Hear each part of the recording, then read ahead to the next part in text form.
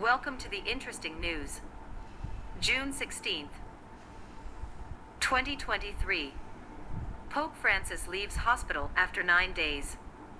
Pope Francis on Friday was discharged from the Rome hospital where he had abdominal surgery 9 days earlier to repair a hernia and remove painful scarring, with his surgeon saying the pontiff is now better than before the hospitalization. Associated Press.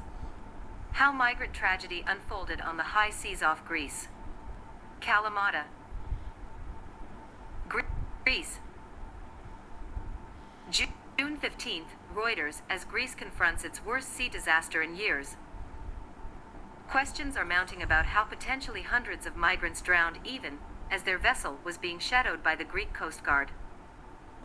At least 78 people died when the fishing vessel flipped and capsized in international waters southwest of Greece early on Wednesday. Authorities rescued 104 people, but hundreds are feared missing, with some witnesses saying up to 750 people were aboard. African leaders start peace mission in Ukraine despite Russian missile barrage. Islamabad and New Delhi. CNN. Tropical cyclone Biparjoy has made landfall in India's western Gujarat state, close to the Pakistan border, unleashing powerful gusts of wind that ripped up trees and toppled electricity poles. At landfall, Biparjoy was equivalent to a strong tropical storm with winds of 65 miles per hour, 100 kilometers per hour, according to the Joint Typhoon Warning Center.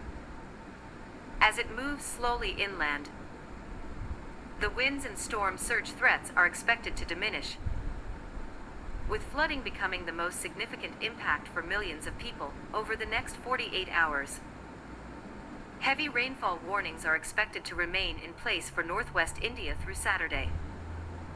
Rainfall of 150 to 250 millimeters, 6 to 10 inches, is likely, with isolated amounts up to 500 millimeters, 20 inches, possible.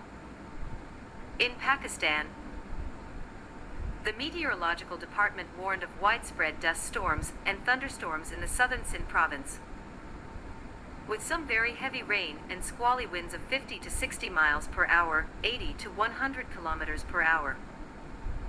Video and photos broadcast on local Indian television show roads turning into rivers, trees bending in the wind, and people wading waist-deep in floodwater. Exams to resume from tomorrow in Karachi after cyclone Biparjoy largely spares Sindh.